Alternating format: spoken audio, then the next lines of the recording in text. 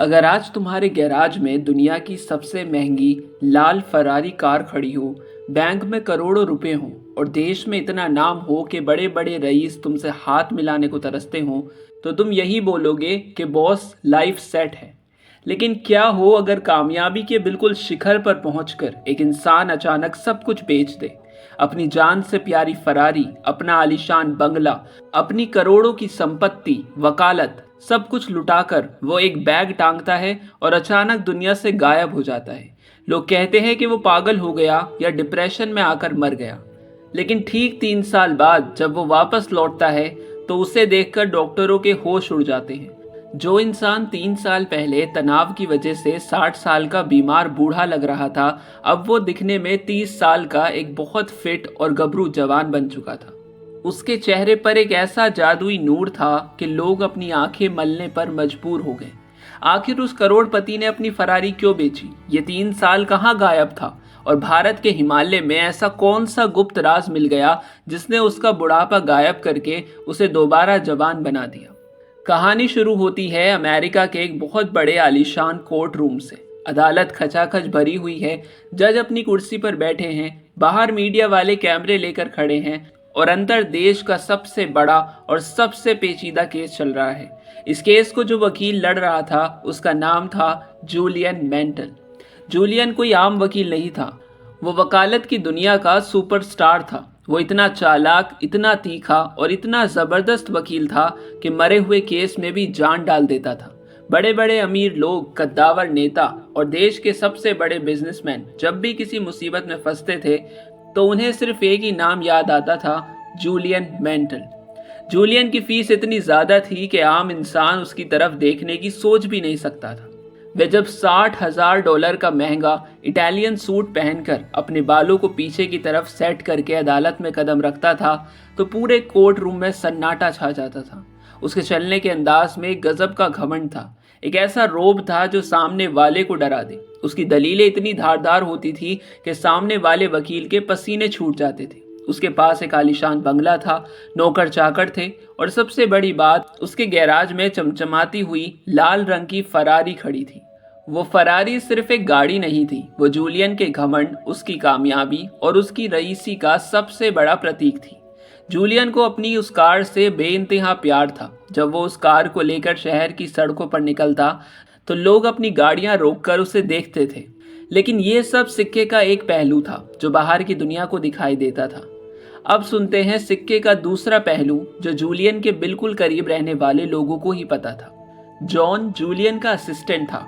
वो जूलियन की बहुत इज्जत करता था और जूलियन जैसा ही बनना चाहता था, इसलिए वो दिन रात जूलियन के साथ साई की तरह रहता था। जॉन बताता है कि बाहर से जितना कामयाब और तंदुरुस्त दिखने वाला जूलियन था, अंदर से उसकी जिंदगी उतनी ही नरक बन चुकी थी। कामयाबी के उस भूत ने जूलियन को एक मशीन बना दिया था। वो दिन में 18-18 घंटे काम करता था। उसे ना सोने का होश था ना खाने का। वो रात को ठीक से सो नहीं पाता था, इसलिए नींद की गोलियां खाता था। दिन भर के तनाव को झेलने के लिए वो सिगरेट और शराब का सहारा लेता था। धीरे धीरे इस काम के बोझ और तनाव का असर जूलियन के शरीर पर दिखने लगा। अभी उसकी उम्र सिर्फ 53 साल थी, लेकिन वो दिखने में 70 साल के किसी बीमार बूढ़े जैसा लगने लगा था। उसके चेहरे की रौनक गायब हो चुकी थी, आंखों के नीचे काले गड्ढे पड़ गए थे और उसका वो शानदार चेहरा हमेशा चिड़चिड़ा और थका हुआ रहता था। वो अपनी ही कामयाबी के पिंजरे में कैद हो चुका था। वो भूल चुका था कि सुकून क्या होता है, शांति क्या होती है और बिना किसी मतलब के हंसना क्या होता है। वो सिर्फ एक रेस में भाग रहा था जिसका कोई अंत नहीं था। जूलियन जज के सामने खड़ा होकर दलीलें दे रहा था। हमेशा की तरह उसकी आवाज़ गूंज रही थी। वो पूरे जोश में था। लेकिन जॉन, जो वहीं पास बेंच पर बैठा था, उसने ध्यान दिया कि आज जूलियन कुछ अजीब व्यवहार कर रहा है।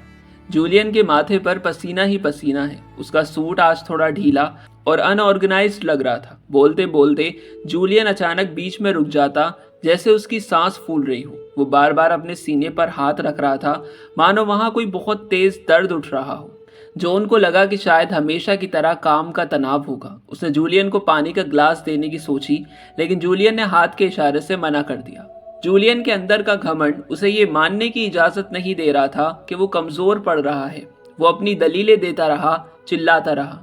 और तभी उसने अपना दायां हाथ बहुत जोर से अपने दिल के ऊपर रखा। उसके मुंह से एक हल्की सी चीख निकली और इससे पहले कि कोई कुछ समझ पाता, वकालत की दुनिया का वो बेताज बादशाह, वो जिसके सामने बड़े बड़े लोग झुकते थे, फर्श पर धड़ाम से गिर पड़ा।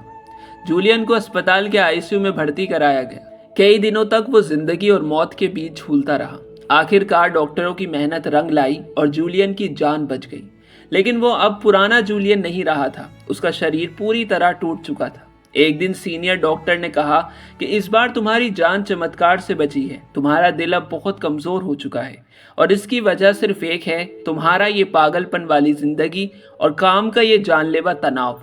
मैं तुम्हें आखिरी चेतावनी दे रहा हूँ, या तो तुम इस वकालत को, इस कोर्ट रूम को, इस तनाव को हमेशा के लिए छोड़ दो या फिर अपनी मौत का इंतजार करो। फैसला तुम्हारे हाथ में है। तुम्हें अपना काम चाहिए या अपनी जान। ये सुनना जूलियन के लिए एक बहुत बड़ा झटका था। जिस वकालत को उसने अपनी पूरी जिंदगी दी थी, जिसके लिए उसने अपना सुख चैन, अपनी जवानी, सब कुछ कुर्बान कर दिया था, आज उसी वकालत को छोड़ने के लिए कहा जा रहा था। अस्पताल से छुट्टी मिलने के बाद जूलियन अपने आलीशान बंगले में वापस आया। वो अपने बड़े से कमरे की खिड़की के पास खड़ा होकर बाहर देखने लगा। गैराज में उसकी वो लाल फरारी कार खड़ी थी जो धूप में चमक रही थी। जूलियन ने उस कार को देखा, फिर अपने हाथों को देखा जो कांप रहे थे। उसे एहसास हुआ कि उसने कामयाबी के नाम पर सिर्फ एक धोखा कमाया है। वो अमीर तो बन गया, लेकिन जीने का तरीका ही भूल गया। एक सुबह जॉन जब जूलियन के घर पहुंचा तो वहां सन्नाटा था। घर के बाहर एक बहुत बड़ा बोर्ड लगा था कि ये प्रॉपर्टी बिकाऊ है। जॉन घबराकर अंदर गया, वहां जूलियन नहीं था। जॉन को पता चला कि जूलियन ने अपना वो आलीशान बंगला बेच दिया है। उसने अपनी सारी वकालत, अपनी करोड़ों की संपत्ति, सब कुछ कौड़ियों के दाम में बेच दी। और सबसे बड़ी बात, उसने अपनी उस सबसे प्यारी लाल रंग की फरारी को भी बेच दिया, जिसके बिना वो एक दिन भी नहीं रहता था। जूलियन अपना सब कुछ बेचकर बिना किसी को बताए एक बैग टांगकर अचानक कहीं गायब हो गया। किसी को नहीं पता था कि वो कहाँ गया, न मीडिया को, न अदालत को, और ना ही उसके सबसे करीबी दोस्त जॉन को। लोगों ने तरह तरह की बातें बनानी शुरू कर दी। किसी ने कहा कि जूलियन डिप्रेशन में आकर मर गया। किसी ने कहा कि वो देश छोड़कर भाग गया। धीरे धीरे वक्त बीतता गया। हफ्तों से महीने हुए और महीनों से साल। 3 साल बाद एक दिन जॉन अपने केबिन में बैठा कुछ काम कर रहा था। अचानक उसके केबिन का दरवाजा खुलता है। जॉन ऊपर देखता है तो सामने एक अजनबी खड़ा था। उस अजनबी की उम्र करीब 30-45 साल लग रही थी। उसका शरीर एकदम फिट और कसरती था। उसके चेहरे पर एक गजब का नूर था, एक ऐसी शांति और चमक थी जो जॉन ने आज तक किसी के चेहरे पर नहीं देखी थी। उसकी आंखों में एक अनोखी मस्ती और ऊर्जा थी। वो अजनबी वहीं खड़ा होकर जॉन को देखकर मुस्कुरा रहा था। जॉन ने चिढ़कर पूछा, आप कौन हो और बिना इजाजत अंदर कैसे आए? आपको किससे मिलना है? वो अजनबी और जोर से मुस्कुराया और बोला, क्यों जॉन, इतनी जल्दी भूल गए? क्या तुमने अपने पुराने बॉस जूलियन को नहीं पहचाना? ये सुनते ही जॉन के हाथ से पेन छूटकर नीचे गिर गया। उसकी आंखें फटी की फटी रह गई। सामने खड़ा इंसान कोई 30 साल का नौजवान नहीं था। वो वही जूलियन था जो 3 साल पहले 60 साल के बीमार बूढ़े जैसा दिख रहा था। जूलियन ने आगे कहा, मैं जानता हूं कि तुम्हें यकीन नहीं हो रहा, लेकिन ये मैं ही हूं। जब डॉक्टरों ने मुझे आखिरी चेतावनी दी थी तो मेरे पास 2 ही रास्ते थे, या तो मैं मौत का इंतजार करूं या फिर अपनी जिंदगी को पूरी तरह बदल दूं। मैंने जीने को चुना। जूलियन ने बताना शुरू किया कि वो अपना सब कुछ बेचकर सीधे भारत चला गया। वो भारत के अलग अलग गांव और सन्यासियों के पास भटका, लेकिन उसे वो शांति नहीं मिल रही थी जिसकी उसे तलाश थी। फिर किसी ने उसे बताया कि अगर तुम्हें असली ज्ञान और अमर जवानी चाहिए तो तुम्हें हिमालय की सबसे ऊंची चोटियों पर जाना होगा। वहाँ एक गुप्त कबीला रहता है जिन्हें लोग शिवाना के संत कहते हैं। वो कोई आम संत नहीं है। वे हिमालय के उन कोनों में रहते हैं जहां आज तक कोई आम इंसान नहीं पहुंच पाया। कहा जाता है कि उन संतों ने समय को जीत लिया है। वो कभी बूढ़े नहीं होते, कभी बीमार नहीं पड़ते और हमेशा परम आनंद में रहते हैं। जूलियन के सिर पर धुंध सवार हो गई। वो अकेले ही हिमालय के बर्फीले और खतरनाक रास्तों पर निकल पड़ा। 7 दिन और 7 रात लगातार चलने के बाद जब जूलियन बिल्कुल थक कर चूर हो चुका था, उसे लगा कि वो अब यहीं इस बर्फ में मर जाएगा। तभी अचानक दूर बर्फ की चादर के बीच उसे एक साया दिखाई दिया। वो एक सन्यासी थे। उन्होंने लाल रंग का एक कपड़ा ओढ़ रखा था। उनकी उम्र का अंदाजा लगाना नामुमकिन था, लेकिन उनकी चाल एक चीते जैसी फुर्तीली थी और उनके चेहरे पर वैसा ही जादुई नूर था जैसा आज जूलियन के चेहरे पर था। जूलियन उनके पैरों में गिर पड़ा और रोते हुए कहा कि मुझे बचा लीजिए, मैं सब कुछ हार कर आपके पास आया हूँ, मुझे जीना सिखा दीजिए। वो सन्यासी शिवाना कबीले के मुख्य गुरु थे। उन्होंने कहा कि हम तुम्हें अपने कबीले में रखने के लिए तैयार हैं, लेकिन हमारी एक शर्त है। तुम यहाँ जो भी सीखोगे उसे सिर्फ अपने तक नहीं रखोगे, तुम्हें वापस अपनी दुनिया में जाना होगा और उन लोगों को ये ज्ञान बांटना होगा जो आज भी पैसे और तनाव की अंधी दौड़ में अपनी जिंदगी बर्बाद कर रहे हैं। जूलियन ने हाथ जोड़कर हामी भर ली। गुरुजी जूलियन को अपने गुप्त गांव शिवाना ले गए। वो गांव किसी जन्नत जैसा था। चारों तरफ रंग बिरंगे फूल खिले थे, झरने बह रहे थे। वहां का हर इंसान, चाहे उसकी उम्र 100 साल ही क्यों ना हो, दिखने में बिल्कुल जवान और ऊर्जा से भरा हुआ था। वहां कोई घड़ी नहीं थी, कोई तनाव नहीं था, कोई फरारी कार नहीं थी। वहां सिर्फ सुकून था। जूलियन वहां 3 साल रहा। उन 3 सालों में गुरुजी ने जूलियन को जिंदगी जीने के 7 जादुई नियम सिखाए। जूलियन ने जॉन से कहा कि आज मैं गुरुजी से किया वादा पूरा करने आया हूँ। आज मैं तुम्हें वो पहला और सबसे बड़ा नियम सिखाऊंगा जिसने मेरे इस बीमार शरीर को दोबारा जवान बना दिया। इस नियम को कहते हैं अपने मन के बगीचे को संभालना।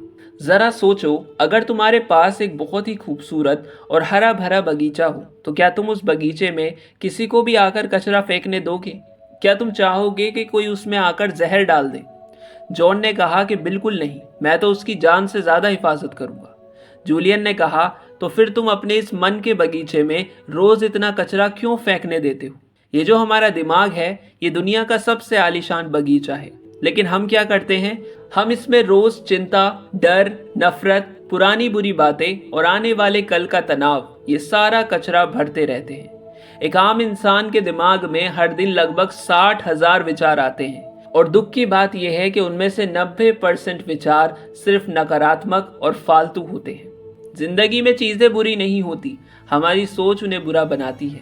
कोई भी घटना अच्छी या बुरी नहीं होती, हमारा दिमाग उसे कैसे देखता है, सारा खेल इस बात का है। जूलियन ने कहा कि जब मुझे हार्ट अटैक आया तो मैं चाहता तो रो सकता था कि मेरी जिंदगी बर्बाद हो गई, लेकिन मैंने उसे एक वरदान की तरह देखा कि ईश्वर ने मुझे सुधरने का एक और मौका दिया है। जब तुम अपने मन के बगीचे के चौकीदार बन जाते हो और सिर्फ अच्छी, पॉजिटिव और खूबसूरत सोच को ही अंदर आने देते हो तो तुम्हारा दिमाग शांत हो जाता है, और जब दिमाग शांत होता है तो शरीर अपने आप जवान और तंदुरुस्त होने लगता है। जॉन ने पूछा, लेकिन जूलियन, ये कहना तो बहुत आसान है कि अच्छा सोचो, पर जब लाइफ में टेंशन आती है तो दिमाग में फालतू विचार अपने आप आने लगते हैं, उन्हें कैसे रोके? कोई तरीका तो बताओ। जूलियन हंसा और बोला कि गुरुजी ने मुझे इसके लिए बहुत ही आसान और असरदार तरीका सिखाया है, जिसे कहते हैं द हार्ट ऑफ द रोज। ये एक ऐसी दिमागी कसरत है जिसे तुम रोज सिर्फ 5 से 10 मिनट कर लो तो तुम्हारा फोकस एक बाज की तरह तेज हो जाएगा। इसमें तुम्हें सिर्फ एक असली गुलाब का फूल लेना है, किसी भी शांत जगह पर बैठ जाओ और उस गुलाब के फूल के बिल्कुल बीच वाले हिस्से को बिना पलक झपकाए लगातार देखना शुरू करो। उसकी पंखुड़ियों को देखो, उसके रंग को महसूस करो, उसकी खुशबू को अपने अंदर जाने दो।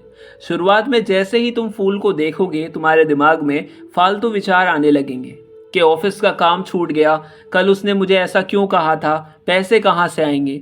लेकिन जैसे ही कोई फालतू विचार आए उसे प्यार से हटाओ और अपना ध्यान वापस गुलाब के फूल पर ले आओ।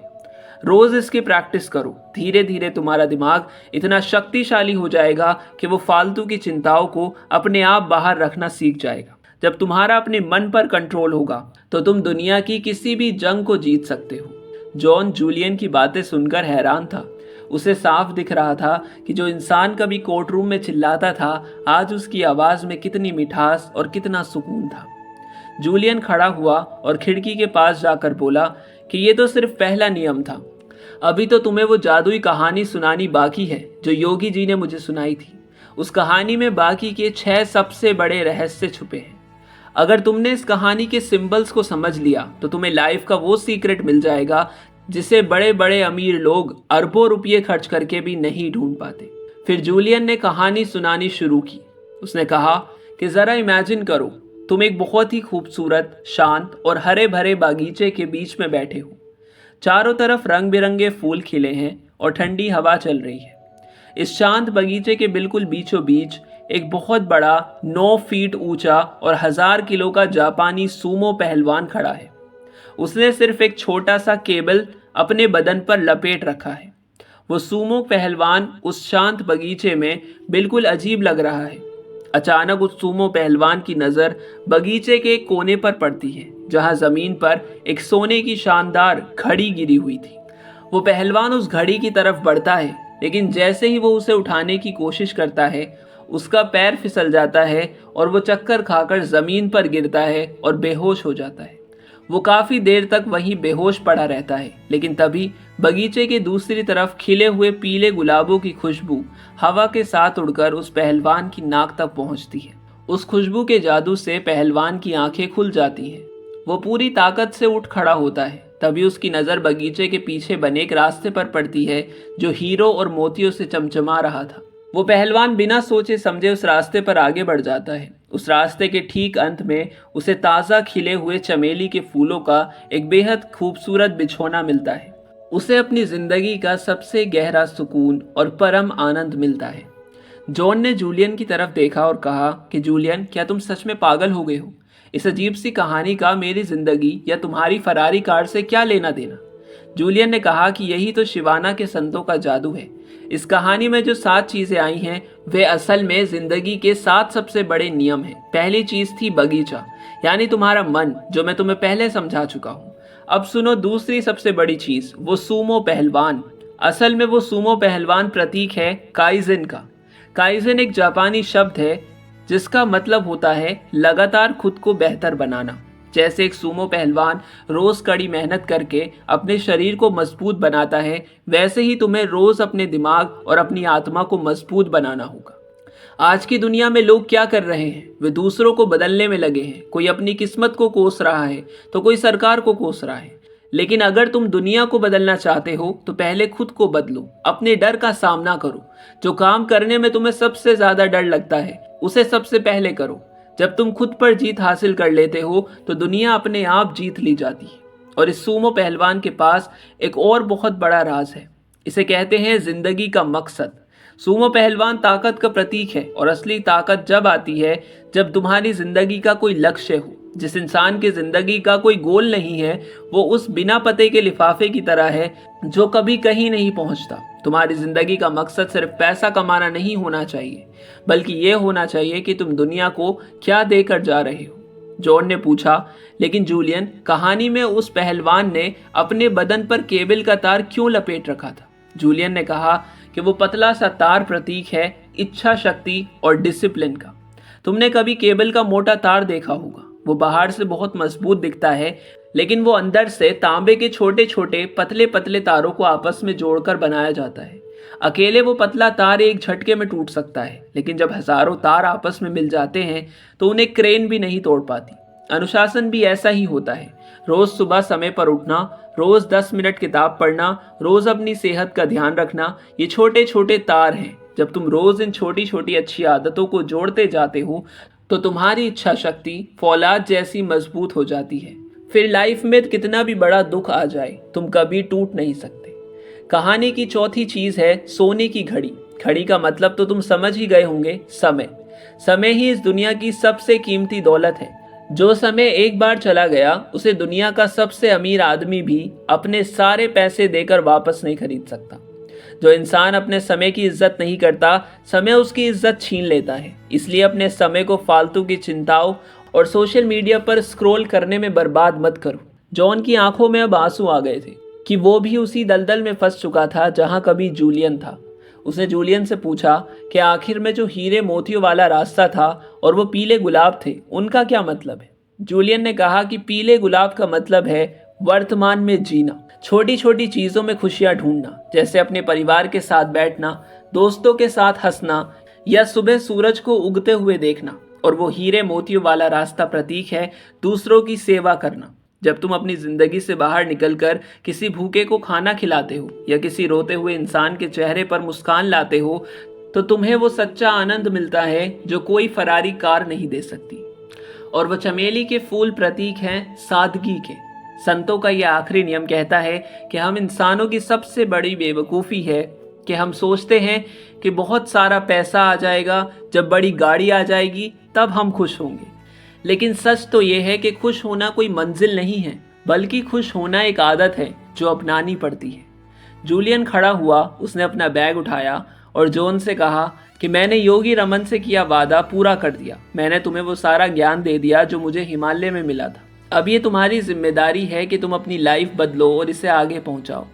इससे पहले कि जॉन कुछ कह पाता, जूलियन मुस्कुराया, जॉन के सिर पर हाथ रखा और दरवाज़ा खोलकर बाहर निकल गया। जॉन ने खिड़की के पास देखा तो बाहर धूप खिली हुई थी।